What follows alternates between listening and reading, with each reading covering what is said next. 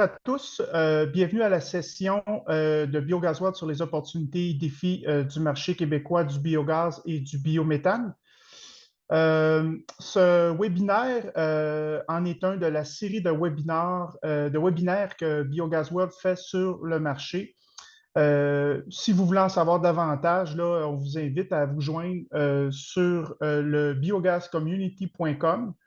Et puis, vous allez avoir tous les détails sur les prochains webinaires et tout ce qu'on fait sur les différents marchés pour les différents pays.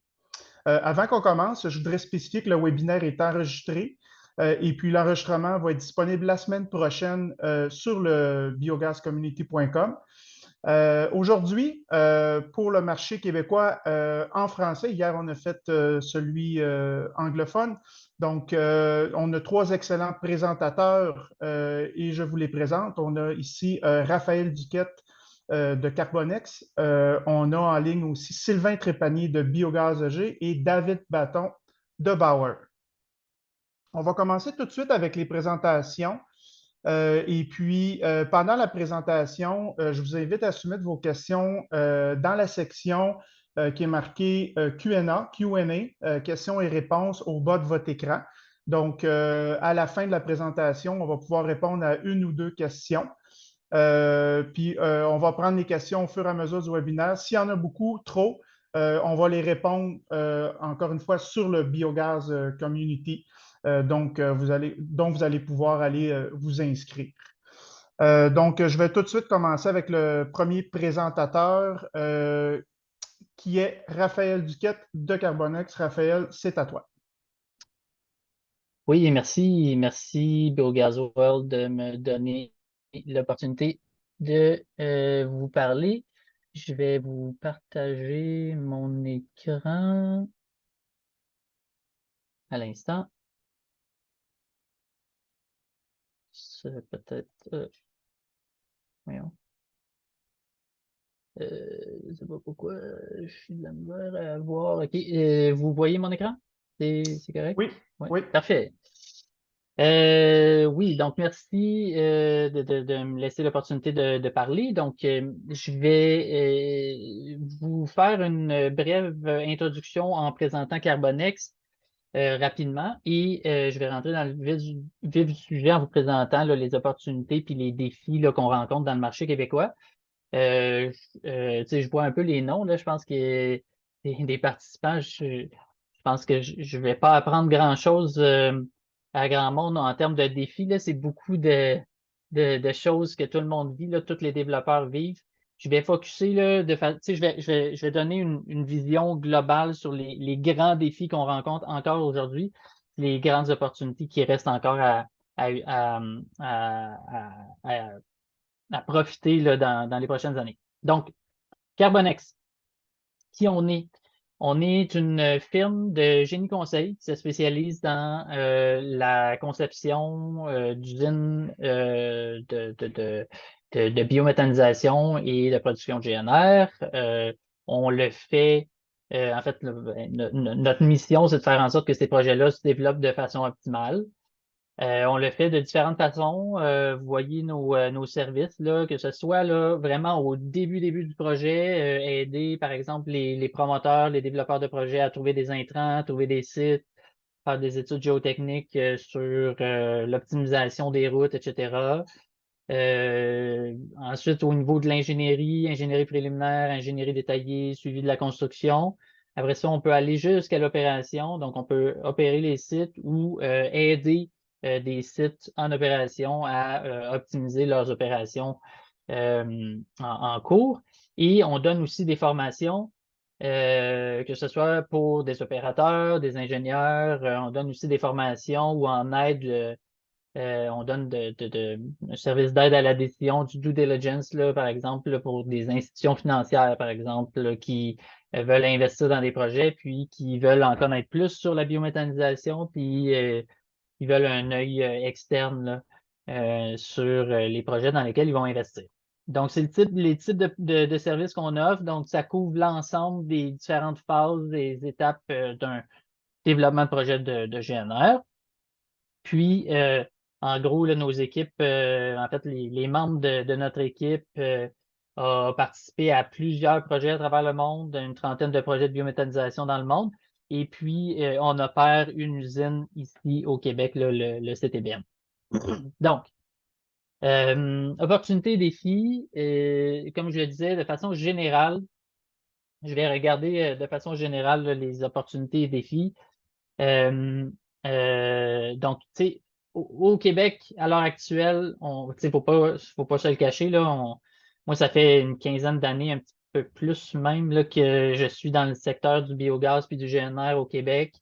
Je vous dirais que si on regarde le marché il y a 15 ans, puis si on regarde le marché aujourd'hui, ben, on est dans une bonne position aujourd'hui pour développer des projets. Tu sais, il y a des subventions qui sont avantageuses à l'investissement. Le programme il est en train d'être, ben, le programme, le PSP-GNR qui est en train d'être revu. Puis en tout cas, on espère avoir des bonnes nouvelles prochainement. Les distributeurs gaziers, ils veulent avoir du GNR, puis ils font des appels d'offres à chaque année. Puis ils démontrent là, qu'ils sont là pour acheter du gaz, puis ils peuvent donner des conditions qui auraient fait rêver plusieurs là, v'là 15 ans, là, qu'on peut aller jusqu'à 45 le gigajoule. C'est quand même intéressant. Puis il y a des marchés qui se développent, là, le marché canadien, des unités de conformité. Donc, ça fait en sorte que ben, ça rend les projets plus rentables. Et au niveau des opportunités, ben, on voit qu'il y a encore un grand potentiel de matière qui est inexploité encore au Québec. Il y a une seule usine de biométhanisation agricole à ce jour sur le territoire. Et puis, ben, il y en a beaucoup qui sont en développement, mais ça veut dire qu'il y a quand même beaucoup de matière de disponible là, dans ce secteur-là. Euh, Tu sais, on le voit ici, là, ça, ça sort du site web là, d'Énergir. Tu sais, on voit là, l'ensemble des projets qui sont soit en opération ou en construction puis qui injectent dans le réseau aujourd'hui. La plupart de ces projets-là, c'est soit des sites d'enfouissement, soit des projets de type plus municipaux là, à partir de matières triées à la source. Euh, il y a beaucoup de matières agricoles. Là, tu sais, on le voit, là, le vert, tu sais, plus que ça devient foncé, c'est là qu'il y a plus de concentration de matière, mais tu sais, on le voit qu'il y a beaucoup de matières agricoles qui sont pas desservies par des projets de biométhanisation qui sont disponibles. Euh, donc, c'est des belles opportunités pour les développeurs de projets, mais aussi pour les agriculteurs de diversifier leurs revenus, de générer du digesta de qualité qui peut être utilisé sur leur terre, réduire l'utilisation de fertilisants, etc., etc. Puis, il y a beaucoup de projets là, en ce moment qui sont en développement, qui vont rentrer dans des phases là, un petit peu plus critiques, donc d'ingénierie détaillée puis de construction. Donc, tu sais, les prochains mois, les prochaines années là, devraient être assez effervescentes là, en termes de tu sais, pour les fournisseurs d'équipements, là, par exemple, comme David, là, je pense que dans les prochains mois, années, il devrait avoir pas mal de demandes là, pour les fournisseurs de technologie. Nous, en soi, là, on est impliqué dans une dizaine, un petit peu plus de projets, puis on est prêt à en prendre encore plus. Au niveau des défis, je pense, là, je vois pas les phases de tout le monde. Là. Je pense qu'il y a des gens qui vont faire peut-être des petits sourires, là, mais c'est l'acceptabilité sociale. Il y a encore une grande méconnaissance des bienfaits du GNR dans la population en général, mais aussi dans le milieu agricole, entre autres. Puis ça fait en sorte que le phénomène du pas dans ma cour il est amplifié. Les gens, ils voient pas les bénéfices pour le GNR. Ils se posent encore la question des réductions de GES que ça peut générer. Le GNR, ça reste que c'est la seule énergie renouvelable qui peut être carbonégative.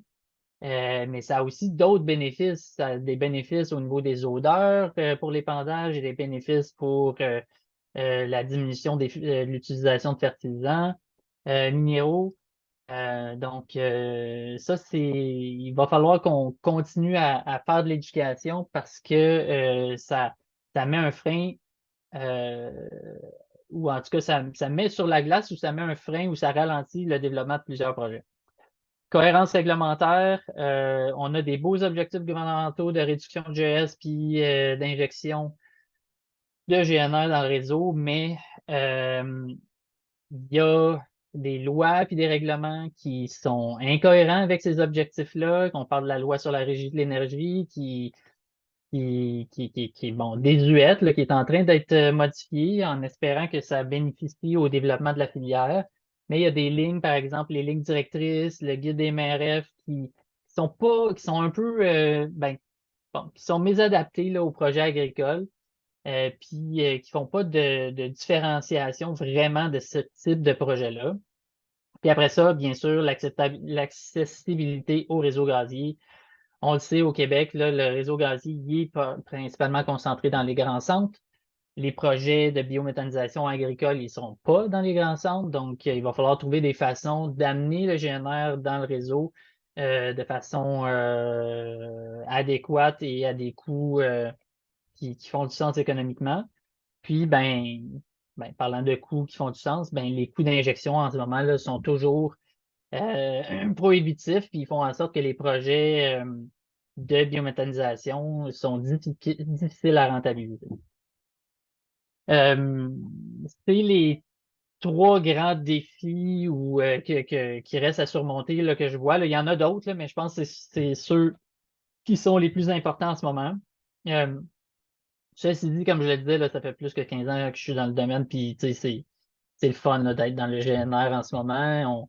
Il y a un air d'aller qui est intéressant, qui fait en sorte que on a des conditions de marché qui sont qu'on a qui font en sorte que les projets peuvent voir le jour.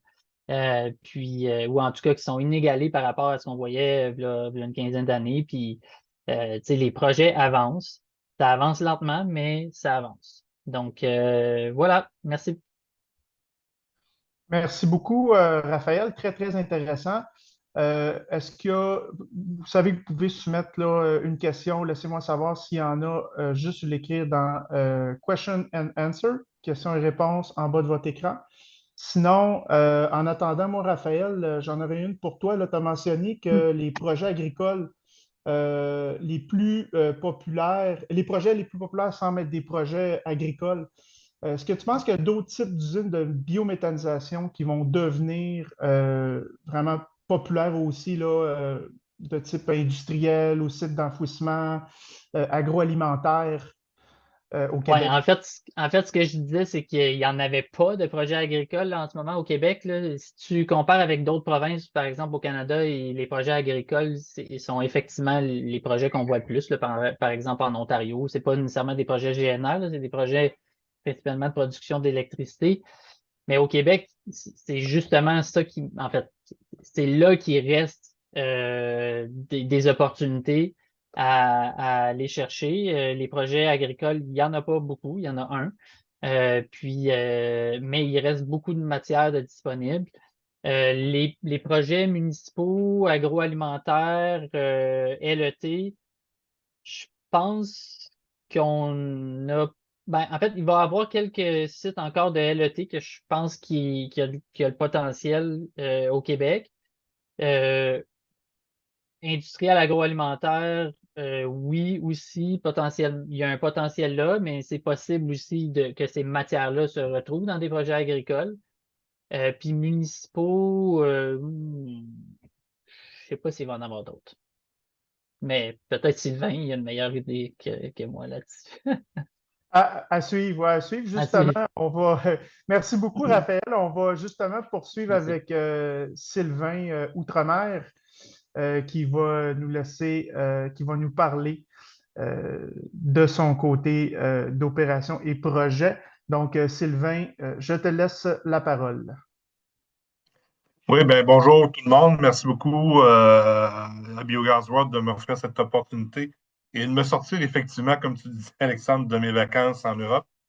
Euh, En fait, je vais tenter de ne pas être redondant avec ce que Raphaël vient de faire comme présentation parce qu'effectivement, il a quand même fait le tour pas mal du secteur. Est-ce que vous voyez mon écran? On voit ton écran, puis je me vois Oui, aussi. OK. Donc, je ne vois pas ta présentation. C'est bon. Parfait, c'est super, merci. C'est super. Voilà, on est parti. Donc, on fait un tour de Biogaz EG dans un premier temps. Biogaz EG, c'est une division de Greenfield Global qui est le plus grand producteur de biocarburants au Canada. Aussi un des plus grands producteurs d'alcool au Canada aussi. Biogaz EG conçoit, construit et opère des centres de traitement de matières organiques par biométhanisation. Le corps de business de Greenfield et de Biogaz EG, c'est avant tout l'opération. L'expertise est là-dedans. Biogaz EG n'est pas affilié à aucune technologie, puis on compte sur l'expertise d'une centaine d'employés, principalement au Québec, à Varennes, pour le développement de nos projets, que ce soit pour l'ingénierie, pour l'opération que la maintenance des installations. Brièvement, le projet de la CEMEC, en 2018, il y a eu un début de construction à 35 000 tonnes. Le biogaz était transféré à Greenfield Global directement, donc une épuration simple de l'enlèvement de l'eau et de l'enlèvement du H2S. Et suite à la négociation avec l'agglomération de Longueuil, bien, on a décidé d'augmenter la capacité du centre de traitement à 120 000 tonnes. Donc, avec une production potentielle de 10 millions de mètres cubes de GNR. Il y a une partie du biogaz qui continue à transférer chez Greenfield Global, la distillerie qui est juste en face, et le GNR est transféré à Énergie essentiellement. Donc, on est en début pas de mise en service, mais on est en début de la séquence là, pour monter à 120 000 tonnes. Donc, là-dessus, ça va très bien. Pardon. Je vous parle brièvement du projet de Chatham, parce qu'on travaille aussi sur un deuxième projet qui est en cours dans le sud de l'Ontario, donc la communauté de Chatham-Kent, où là aussi, on a une distillerie de Greenfield Global. Donc, c'est un projet de 450 000 tonnes constitué de résidus organiques triés à la source, de boues de station d'épuration qui est juste à côté, et de résidus industriels, dont certains résidus de la distillerie qui sont traités à cette usine-là. C'est une intégration circulaire à 100%, comme l'est le projet de la CEMEC aussi en passant. Et on vise une mise en opération en 2027. Donc, dans ce cas-ci, on est en processus d'ingénierie détaillée pour qu'au mois de juillet, on ait un go-no-go basé sur une évaluation budgétaire pour voir si on va de l'avant avec le projet. Donc, une décision qui est prise au niveau de Greenfield Global et de la municipalité de Chatham-Kent, puisqu'ils sont partenaires dans le projet. Les opportunités. Raphaël en a parlé. Évidemment, là, le secteur principal, c'est le secteur agricole. Comme le mentionne Raphaël, on a seulement qu'une usine de biométhanisation agricole à Warwick qui est en opération présentement. Moi, je sais qu'il y a plusieurs collègues qui travaillent, Raphaël en est cela, il y en a d'autres sur le marché, qui travaillent sur des projets agricoles. Il y en a plusieurs qui vont voir le jour au courant des prochaines années. L'autre secteur, c'est le secteur industriel. Bon, tantôt, on posait la question, Alexandre, sur le secteur industriel. C'est un autre secteur qui pourrait voir le jour. On ne parle pas ici là, de plusieurs usines, mais il pourrait y avoir quelques usines au Québec qui pourraient voir le jour. Et vous voyez tout en bas de ma présentation, puis c'est pas par plaisir que je le fais, mais le secteur municipal, comme le mentionnait Raphaël, effectivement, est-ce qu'on va voir d'autres usines municipales apparaître au Québec? Je ne le sais pas. J'ose espérer que oui. Comme Raphaël, là, ça fait 15 ans, depuis 2003-2004, que je suis dans le secteur. Et puis, en 2008, c'était notre premier projet municipal avec Rivière-du-Loup.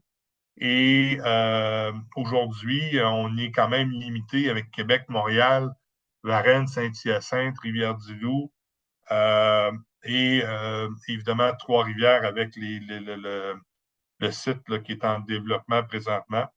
Donc, c'est sûr que c'est un peu décevant.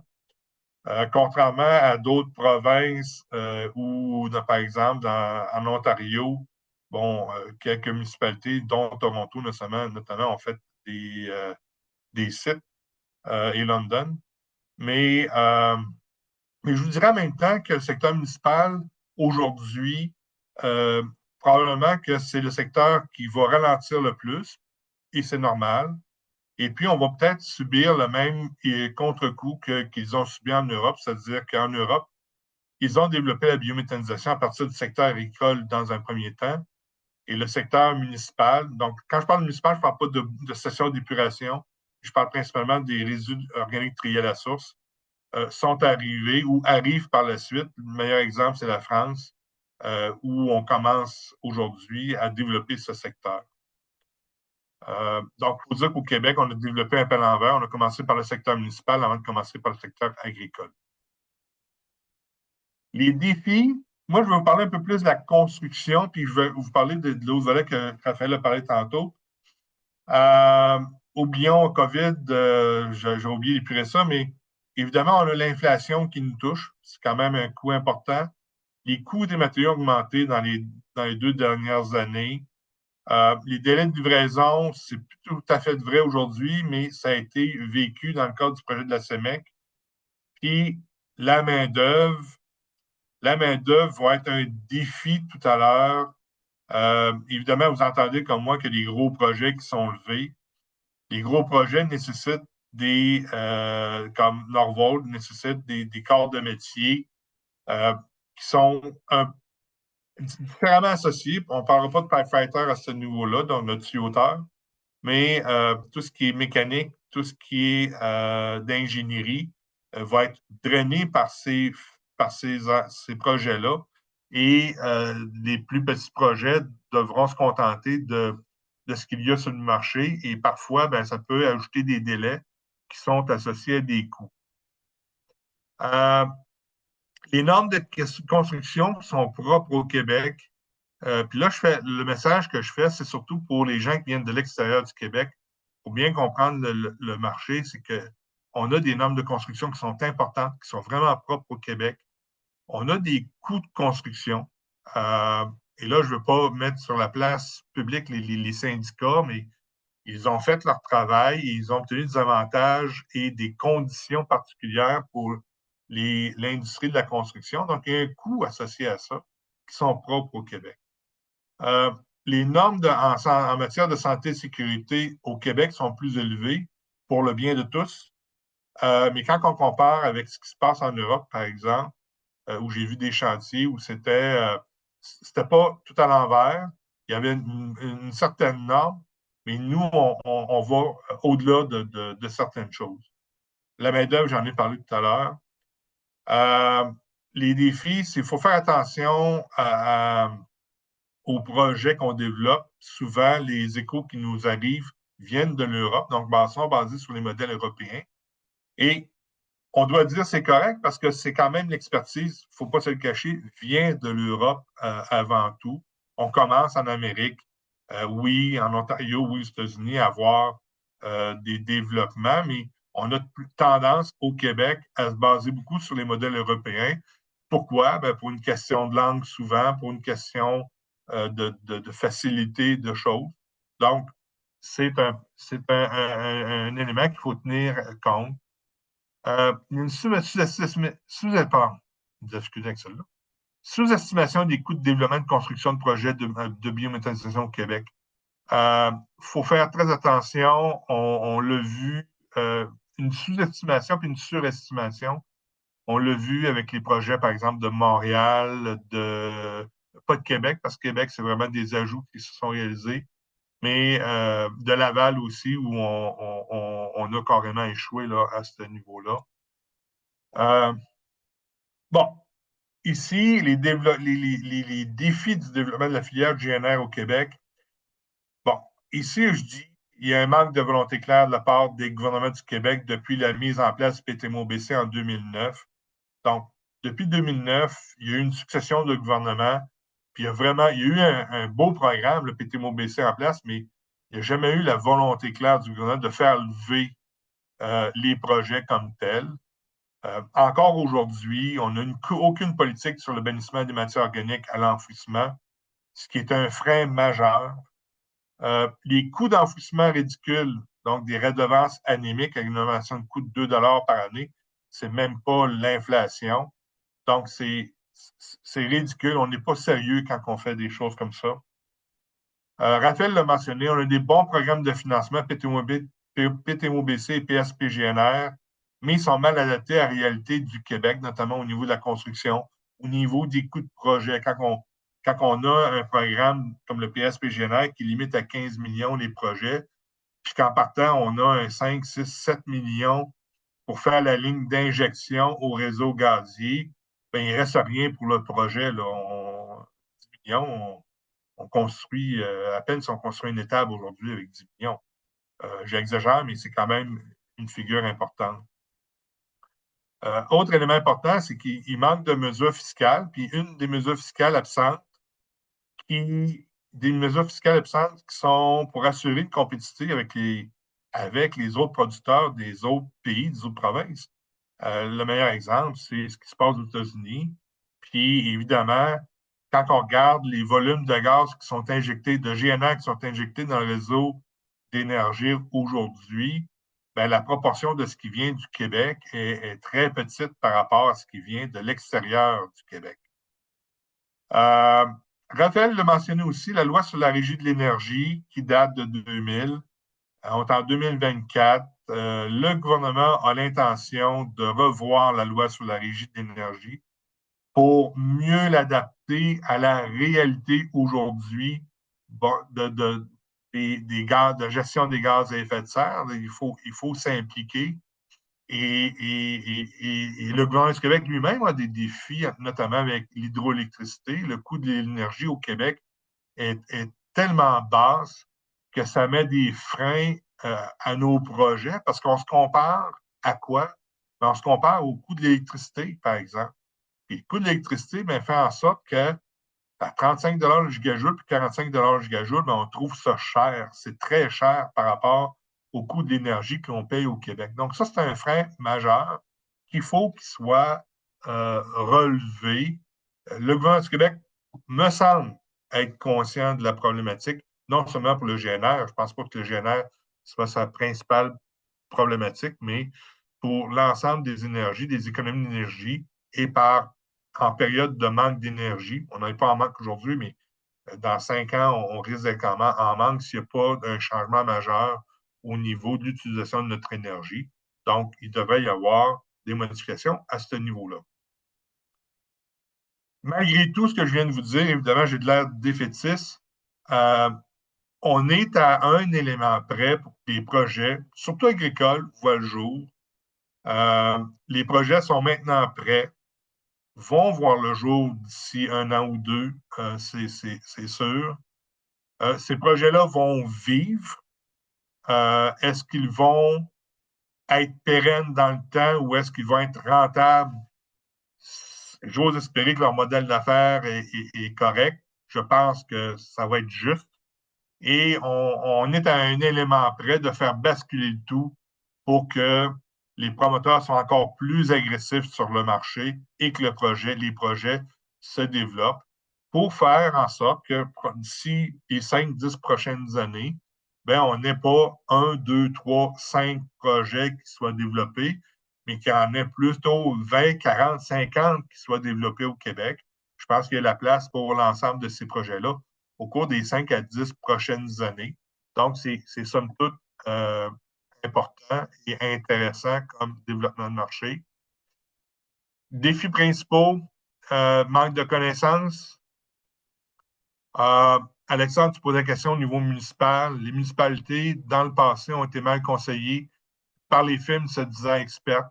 Ça nous a fait mal au marché, l'ensemble de ces éléments.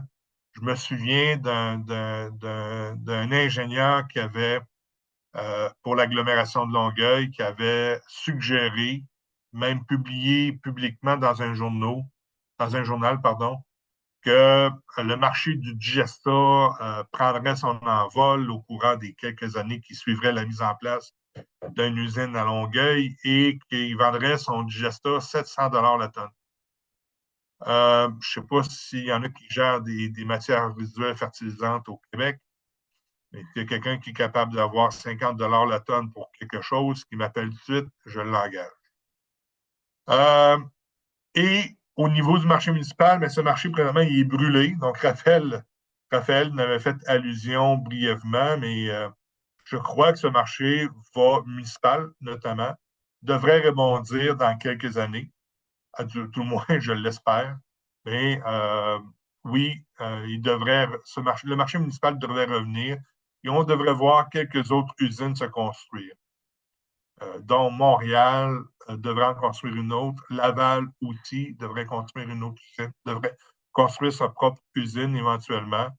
Et il y a de la place là, dans d'autres villes pour développer des usines comme ça. Il y a les conditions de marché vont se mettre en place pour pouvoir y arriver.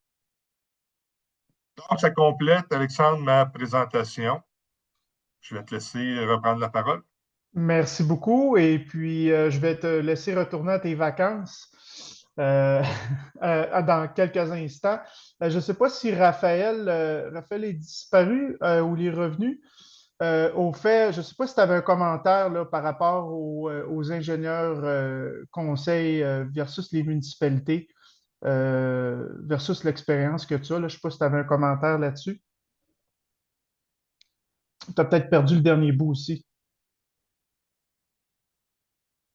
Est-ce que c'est à moi que tu parlais ou. Oui, c'est ça. Ben, excusez, là, j'ai eu mon Internet a complètement lâché, là, puis en fait, ça fait 5 secondes là, que je viens d'arriver, là, donc je Ah, il n'y a pas de m'excuse. problème. C'est que Sylvain mentionnait que certaines municipalités avaient été mal conseillées il y a quelques années par des firmes d'ingénieurs conseils qui se Ouais, disaient experts en la matière. ouais.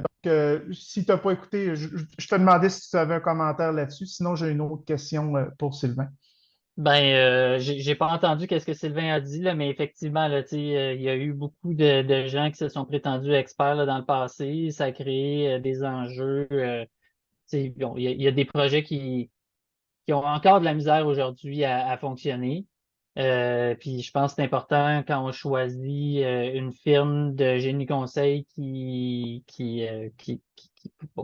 pour nous épauler dans l'avancement de notre projet, de bien la choisir. Puis bien la choisir, ça veut dire de voir c'est quoi les réelles expertises, c'est quoi les réelles références, qui sont autour de la table, les CV des personnes qui sont là, ils ont-tu vraiment travaillé sur des projets de GNR, mais aussi des projets, en fait, de GNR bouillie au gaz, mais aussi des projets qui sont cohérents avec le type de matière que moi j'ai pour mon projet, puis ce que je veux faire avec le biogaz, ce que je veux faire avec le digesta, etc. Là. Donc, oui, c'est important de bien faire ses devoirs avant de choisir la firme.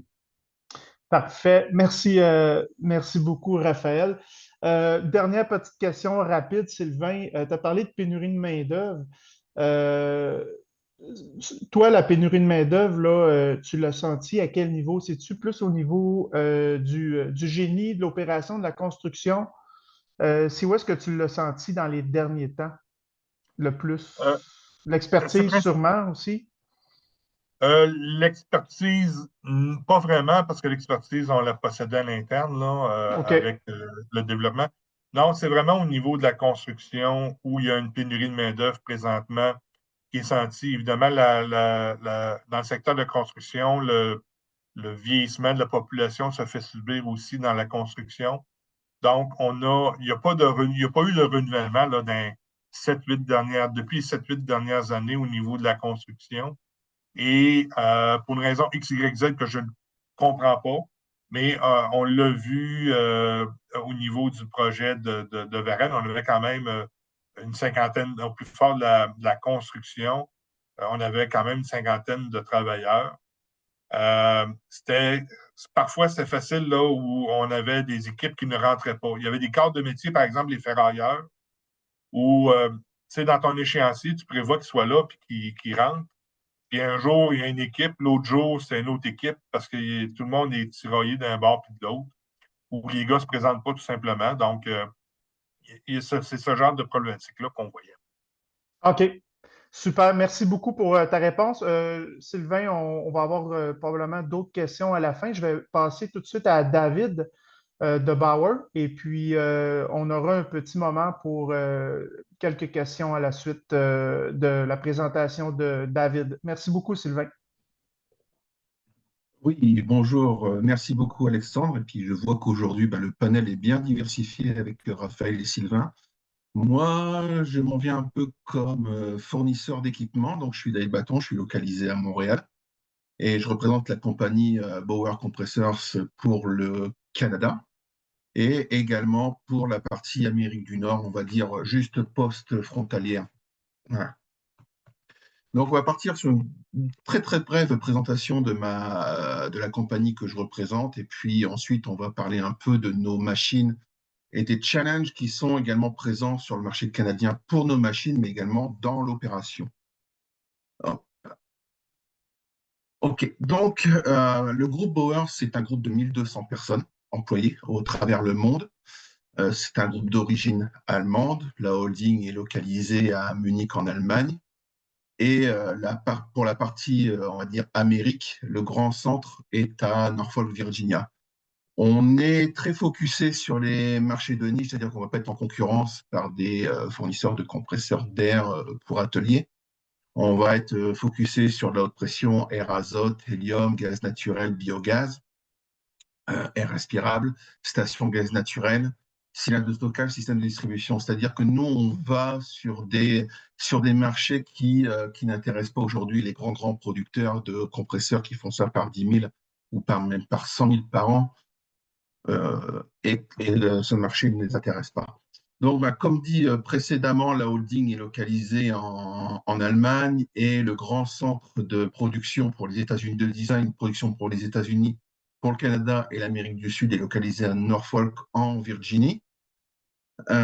Et puis, moi-même, j'ai commencé en 1999 en Europe et j'ai eu la chance de voir deux marchés se développer au terme de biogaz. La partie européenne, les premiers mètres cubes d'injection de biométhane dans le réseau de gaz français, allemand également. Et puis quand j'en suis venu ici, à travers du groupe Bauer, je me suis installé au Canada en 2018. J'ai eu la chance de voir les premiers projets canadiens se démarrer et ensuite assister à la bulle des États-Unis qui effectivement a été facilitée par l'Inflation Reduction Act également, Sylvain. Et beaucoup d'incentives de la part des, on va dire, des gouvernements fédéraux pour faire l'injection dans leurs États. On voit beaucoup de points bleus, beaucoup de points rouges. Donc, c'est beaucoup de points. Ces points bleus sont points rouges. C'est un peu des centres de vente locaux, mais aussi également des points de service. Et c'est là où va venir un peu l'importance de ma discussion. Donc, Bauer Compressor Norfolk. À Norfolk, c'est 250 employés sur 250 000 pieds carrés d'usine. Et on conçoit et on fabrique des solutions de compression clé en main. Moi, je suis un peu un relais pour le Canada pour la vente, mais aussi pour la partie ingénierie. C'est-à-dire que je me mets en relation avec des firmes d'ingénierie qui s'occupent du CSA et du CRN et tout ce qui est inspection du piping et normes du piping pour nos machines. Et actuellement, on produit et on envoie entre 300 et 400 compresseurs par mois. Donc, bien sûr, on est complètement autonome par rapport à l'Allemagne. Nos produits sont purement américains. Nos équipements sont conçus selon les normes locales. On est 100% responsable de nos produits. C'est-à-dire qu'on ne va pas packager le compresseur d'un autre. C'est vraiment nos compresseurs que l'on package. Et on offre 2 ans de garantie, pièces, main-d'œuvre et déplacements sur le continent. Et par une philosophie issue du marché militaire, on porte un point également à suivre nos clients après la vente pour assurer la continuité de service et d'opération, quoi qu'il arrive au niveau du marché. Par exemple, si dans 15 ans, il y a un VFD qui tombe en panne, d'offrir des solutions de remplacement, c'est nous qui nous en portons responsables. Conclusion, aujourd'hui, on a plus de 500 compresseurs biogaz et 2000 compresseurs sur le RNG en référence mondiale. Donc, où est-ce que vous allez trouver ces solutions de compression? Sur la partie purification, pousser le biogaz dans les membranes, dans le système PSA. Dans la partie injection, on a besoin de relever la pression pour l'injecter dans le réseau. Mais également, il existe également cette application de gaz porté qui consiste à stocker le biométhane, le RNG, dans des tube trailers et de les injecter à 10 km, 20 km, 30 km parce qu'on ne peut pas injecter localement. Et c'est là un peu où je voulais un peu en venir parce que on va dire, c'est une toute petite pièce d'équipement, mais c'est une pièce d'équipement qui va être importante. Et j'ai par habitude de vouloir comparer ça à cette image. Je dis demain, vous achetez une voiture et pendant 20 ans, vous allez parcourir le Canada d'est en ouest par des allers-retours avec votre voiture. Qu'est-ce que vous allez rechercher? Bien sûr, le confort, consommation énergétique, les maintenances, s'assurer de ne pas être en panne, qu'il fasse froid ou qu'il fasse chaud. Donc, c'est cette image-là que je vous demande d'observer également pour la partie compression. Parce qu'aujourd'hui, ce que je vois sur le marché, beaucoup de transactions s'arrêtent à des offres de CAPEX. C'est bien, c'est un argument de séduction. On peut peut-être comparer des compresseurs qui sont, on va dire, sur le marché. Je dirais, si le moins cher va être une valeur de 1, le plus cher va être une valeur de 1,25. Mais cette valeur, finalement, elle a une influence mineure sur le coût réel de la machine. Parce que qu'est-ce qui va vous coûter le plus cher? C'est vos 20 ans d'opération. C'est la consommation énergétique de votre compresseur et c'est également, tout ce qui est réparation, maintien d'opération, les services. Aujourd'hui, ces facteurs-là, ils représentent entre 70 et 85%. Et c'est ça et c'est ça effectivement qui va représenter aussi un challenge au niveau du Canada, c'est l'approvisionnement des pièces. Je vais revenir en détail après. Une petite flèche rouge pour vous demander aussi, demain, j'ai une machine qui me lâche pour une raison ou pour une autre. Quelles seront les conséquences financières si mes pièces sont à 2 semaines, 3 semaines d'être livrées plutôt que demain? Le coût d'un compresseur, c'est aussi le coût d'un compresseur en panne. C'est-à-dire un compresseur, si demain il est en panne, il va vous coûter parce que vous n'arriverez pas à injecter. Et également, sur la partie, les pertes indirectes, sur la partie technologique, le mot compresseur peut prendre quelques déviations. On va dire il y a les compresseurs simples qui, par leur technologie, vont perdre un peu de gaz à l'atmosphère. On va parler 1, 2, 3%. Ben, c'est déjà 1, 2, 3% de perte. Et il y a les compresseurs qui, eux, veulent injecter tout ce qu'on va leur donner. Et ça, c'est des choses qu'on ne voit pas toujours forcément sur le CAPEX. Donc, les challenges sur le CAPEX, c'est répondre à une large fenêtre de température, moins 40 degrés C à plus 40 degrés C, répondre à une certaine sécurité technique, gestion de la neige, on va dire, c'est pas négligeable. Moi, j'ai des stations, j'ai une station qui est au Québec, j'ai une station qui est en Alberta. Elles sont soumises à des grosses drapées de neige plusieurs fois par hiver.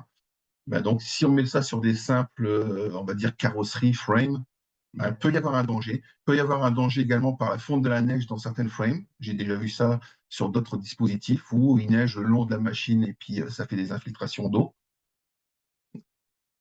Et le poids de la neige également sur le toit de votre compresseur. Donc, nous, on a plutôt tendance à répondre avec des solutions containerisées pour faire face à tout ceci.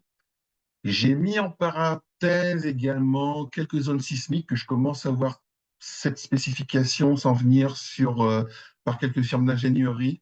C'est rare, mais ça veut dire que je pense que ça va de plus en plus s'étendre. Et une dernière chose sur laquelle nous on tient à cœur, c'est également la sécurité et le confort humain pour les conditions de maintenance. Toujours par cette solution en container, c'est de pouvoir rentrer dans le compresseur et pouvoir faire les réparations et les services avec avec un technicien qui soit au chaud et à l'abri, plutôt que les pieds dans la neige et soumis à moins 25 degrés Celsius. Également quelques spécifications. On me demande du 75 dBA, on me demande même maintenant du 70 dBA, je le comprends tout à fait. Donc ça, c'est un peu des effets des réglementations locales. Et effectivement, à travers d'autres réglementations qui s'en viennent, c'est que nos machines n'émettent plus de RNG. Voilà un peu les challenges sur le CAPEX par rapport au Canada. Mais il faut savoir que la manière dont on va répondre à ces challenges pour que vos opérations soient pérennes, elles ont forcément une influence sur le CAPEX. Les challenges sur l'OPEX, je vous conseille de demander comment va vivre votre machine pendant 20 ans. quels sont les cycles de maintenance, mais je dis bien pendant 20 ans, pas pendant 3 ans, parce que ça, j'ai déjà vu des gens qui s'amusent pendant 3 ans, pendant la partie facile. Et quelles sont les valeurs? Bon, bien sûr, les valeurs, ce sont les valeurs à date. On ne peut pas forcément anticiper la valeur dans 20 ans, on ne peut pas anticiper l'inflation.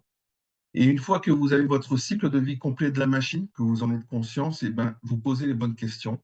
Quel sera le temps d'intérêt annuel moyen du compresseur? Est-ce que votre compresseur va être disponible? Je parle de disponibilité 98%, 99% du temps pendant l'année, parce que les 1%, vous représentez une perte également. Et où sont les pièces? Est-ce qu'elles sont au Canada? Est-ce qu'elles sont aux US? Est-ce qu'elles sont en Europe? Est-ce qu'elles sont en Chine? Et quel sera le lead time? Et enfin, une fois que vous avez assuré un peu le confort des pièces, ben, qui fera le service? Est-ce que c'est vous-même? Alors, il faut vraiment des gens assez expérimentés, on va dire. Il y a des gens qui savent faire des changements d'huile, il y a des gens qui savent faire des changements de filtre. Mais après, dès qu'on va commencer à toucher plus profondément dans la machine, au bout de 5 ans, 10 ans, il faudra avoir affaire à des sociétés un peu plus spécialisées et quelle sera sa réactivité. Et enfin, consommation énergétique, eh ben, demandez à votre fournisseur de s'engager sur les puissances nécessaires. Un HP, ça coûte 1 HP pendant 20 ans. Et s'il y a la récupération énergétique possible. Hein. Encore une fois, vous n'achetez pas un compresseur pour un startup, mais pour 20 ans. Et il faut que pendant 20 ans, vous puissiez dormir et que vos revenus se fassent. Donc, petit à petit, on va dire sur une courbe ascendante, nous, Bauer, aujourd'hui, on a 5 unités de compression pour les unités d'épuration au Canada, réparties en BC, Alberta, Québec et Ontario. Donc, on utilise un peu la puissance de nos distributeurs locaux pour stocker quelques pièces, les pièces de niveau 1. Les niveaux 2 sont aux US.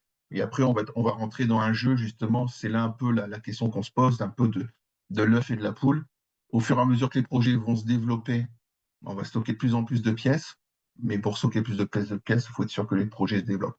Voilà un peu le point de vue d'un fournisseur d'équipement sur ce type de projet. Ça, c'est des exemples. Je vous remercie. Parfait, merci beaucoup David, très intéressant, surtout au niveau de la sélection d'équipements avant-coup là, pour les CAPEX. Donc, on le répète très longtemps si on n'a pas fait le bon choix en amont. Très intéressant. J'ai une petite question pour toi. Si tu compares le marché québécois avec le reste du Canada, différent climat, Moi, c'est pas mal je la ne le même vois pas chose. forcément pire qu'au niveau du climat et des conditions environnementales, ce ne sera pas pire que l'Alberta, Alexandre. Mhm. Oui, il y a du froid. Moi, je me souviens que j'ai starté la station au Québec, j'ai été soumis à -25. C'était marrant comme initiation au Québec. Mhm. Ouais. Voilà. Mais Et nous, on était déjà habitués par conséquent. ouais, je sais, tu sais que j'ai une très longue courbe d'apprentissage pour tout ça, Alexandre. Voilà. Oui, Voilà. oui. Mais je m'y suis fait maintenant. Moi, à 25 degrés, il fait chaud maintenant, Alexandre. Voilà. Mm. Voilà. Ouais, Voilà. ouais. Mais pour nous, maintenant, c'est rendu très froid avec les changements. Voilà. Alors, Ouais. ben Donc, merci. non, Vas-y, vas-y, David. en météo, même en standard, je dirais que les standards, on parle des standards canadiens, ils ont quand même un tronc commun qui s'appelle CSA B51. Après, on va dire, selon les provinces, il y a quelques particularités sur comment aborder le CRN et comment dire, la conformité du piping. Mais bon, le squelette de vente pour une machine au Québec n'est pas forcément différent d'une machine en Alberta, si sauf la documentation en français. Ça, c'est très important. Voilà. Voilà. Parfait. Ben, merci, David, pour la réponse précise. Et puis, je voudrais aussi remercier nos trois excellents présentateurs. On fait une petite séance là, de questions avant la fin de ce webinaire. Et puis, j'en avais une pour Sylvain, là, qui est venu dans les questions-réponses. C'est Sylvain, si tu devais refaire le projet de la CEMEC dans les conditions d'aujourd'hui, est-ce que ça serait tout autant réalisable et viable? Euh, Question complexe, probablement une réponse complexe aussi. Euh, c'est quoi être viable? Évidemment, si on parle d'un projet agricole, c'est une chose. Si on parle d'un projet privé, c'est une autre chose aussi. Quand on parle de secteur municipal, c'est qu'est-ce qui est viable? Bon. Est-ce que le projet pourrait être construit aujourd'hui? La réponse est oui, tout à fait. Est-ce que les projets pourraient être construits aujourd'hui? La réponse est oui. Maintenant, il faut faire attention à la manière où la CEMEC ou encore la Ville de Québec ont développé leur projet versus on pouvait comparer avec la Ville de Montréal. Je pense qu'il y a un modèle, il y a ces deux modèles qui sont complètement différents. En fait, il y a trois modèles là-dedans. La CEMEC a été maître d'œuvre de son projet, a engagé non pas un entrepreneur général, mais c'est Biogaz EG qui a fait la réalisation du projet. Et on a un gestionnaire de projet qui gérait la construction. Donc, on avait une gérance de construction qui était réalisée. Les risques ont été pris par la CEMEC.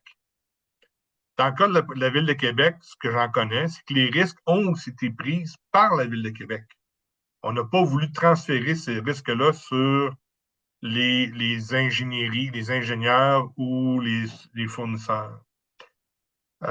C'est les projets qui ont été capables aussi de contenir leurs coûts le plus possible, malgré la pandémie, malgré les coûts d'inflation.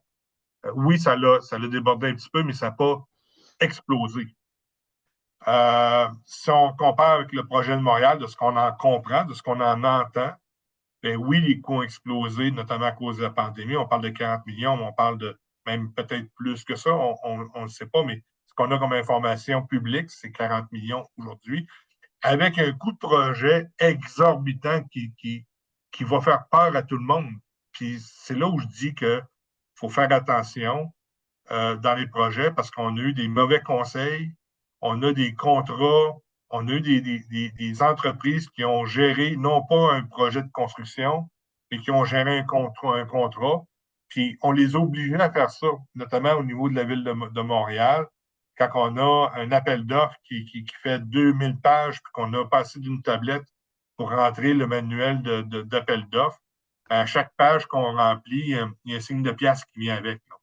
Donc, il faut faire attention à ça. C'est vrai pour les projets municipaux.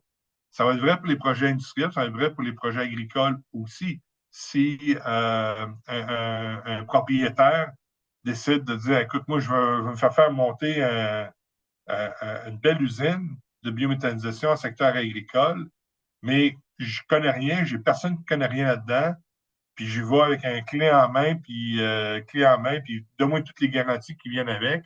Bien, les garanties et les assurances, bien, ça a un coût, toutes ces affaires-là. Donc, c'est un élément qui est important. Pour répondre à la question, est-ce que ça serait viable de le faire aujourd'hui? La réponse est oui. Dans le cas de la CEMEC, encore plus, parce que j'aurais la négociation de mon contrat de gaz avec les connaissances qu'aujourd'hui serait différente. Donc, ce serait encore plus intéressant au niveau de la CEMEC à ce niveau-là. Par contre, au niveau de la construction, est-ce que ça serait un peu plus cher? Ben, en fonction de l'inflation, je suis obligé de dire oui. Mais les conditions sont là pour le faire aussi. Parfait. Merci, merci pour la réponse. Merci beaucoup, Sylvain. Et est-ce qu'il y a d'autres gens qui auraient des questions générales au niveau des trois présentations, questions générales ou questions au niveau des trois présentations qui ont été données? On va attendre une petite minute avant la fin du webinaire. Et en attendant, j'aimerais vous inviter, là, à chaque mois, on fait un focus sur un pays. Donc, on divulgue les informations sur du pays, sur le Biogaz Community et sur le feed de Biogaz Community. Et puis, on divulgue les informations. Et à la fin de ce mois-là, donc là, on a fini le mois canadien. On a fait un webinaire le mois prochain. On va finir le mois focus américain. Dont on a fait un magazine aussi. On va faire un webinaire. Il y aura aussi d'autres pays pour les prochains mois en Europe. Donc, si les marchés à l'extérieur du Québec, du Canada vous intéressent, je vous invite à nous suivre sur Biogaz Community. Et puis, là, pour l'instant, je n'ai pas d'autres questions. Peut-être une ici. Est-ce que vous pensez que les développements du marché américain, les développements du marché du GNR et du biogaz aux États-Unis, est-ce que vous pensez que ça a un impact sur le Québec? Est-ce que quelqu'un qui veut répondre à cela? Je peux Le répondre. développement du GNR, le développement du marché américain? Le développement des développements sur des marchés américains, est-ce qu'il aurait un impact sur le Québec? Oui, oui, oui, définitivement. Tu sais, plus que en fait, Positif ou le, négatif? le marché du gaz, c'est un marché qui est nord-américain, là. Donc, tu sais, le gaz qui est injecté ici dans le réseau d'énergie, il peut s'en aller partout sur le marché nord-américain. Donc, nécessairement, quand il y a des changements législatifs ou des changements de conditions, par exemple, qui font en sorte qu'ils augmentent la valeur des réductions de GES, ben, c'est sûr que ça va avoir un impact sur le marché ici au Québec parce que le gaz, il peut être envoyé là. Que ce soit aux États-Unis ou que ce soit dans d'autres provinces du Canada, là, tu sais, quand il y a des changements législatifs, ça a un impact ici, puis ça a des répercussions définitivement, oui. Merci, Raphaël. Sylvain? Ouais, ben, comme dit, effectivement, les changements législatifs aux États-Unis ont un impact négatif pour nous, évidemment. Par contre, j'aimerais regarder ça du côté positif. Euh, le développement de cette filière-là aux États-Unis, que ce soit dans les autres provinces, va juste faire en sorte que le développement de l'expertise aussi va se développer sur le territoire nord-américain et va nous aider à moyen long terme dans ce secteur-là. Sauf qu'à court terme, il nous fait vraiment mal parce que la compétition pour nos producteurs en termes de fourniture de gaz, ben il est là, il est présent. Maintenant, est-ce qu'il y a de la place pour tout le monde? La réponse est oui, il y a de la place pour tout le monde. C'est juste que on n'est pas, on lutte pas à armes égales. Présentement, ils sont avec des bazookas, puis on a des tirs-poids de notre côté. Mhm. Merci, Sylvain. David? Oui, je voudrais reprendre un peu l'expression de Sylvain quand il parle des bazookas. Je dirais qu'il est assez, effectivement, ça a été un peu un rouleau compresseur ces 2, 3 dernières années, mais encore une fois par des aides gouvernementales. Mais cette année, on sent quand même l'élection prendre une certaine importance dans le développement des projets, ce pourquoi il est temps de faire sa place également au Canada et au Québec. Le marché américain, cette année, il est essoufflé. Voilà. Il y a il y a beaucoup d'attentes en termes de présidentielle et moi je sais que j'ai livré beaucoup de matériel en début d'année dernière qui n'a pas encore été starté parce que tout n'est pas fini, les sites ne sont pas finis, les conditions d'injection ne sont pas rassemblées. Donc il y a eu une grosse bulle ces 2, 3 dernières années et cette année c'est poum. C'est une reprise de respiration et une remise à niveau. Donc c'est peut-être le moment depuis le Canada de faire quelque chose. Parfait. Très intéressant, David. Merci beaucoup, Raphaël, David et Sylvain. Ceci va mettre fin à cette séance d'aujourd'hui. Merci beaucoup pour votre temps. Merci beaucoup à nos 3 présentateurs. Merci. Je vous souhaite une très belle fin de journée et je vous invite encore une fois à aller sur Biogaz Community. Il y a eu d'autres questions qu'on va pouvoir répondre sur la communauté biogaz-community.com. Encore une fois, merci beaucoup et puis je vous souhaite une bonne fin de journée et à bientôt.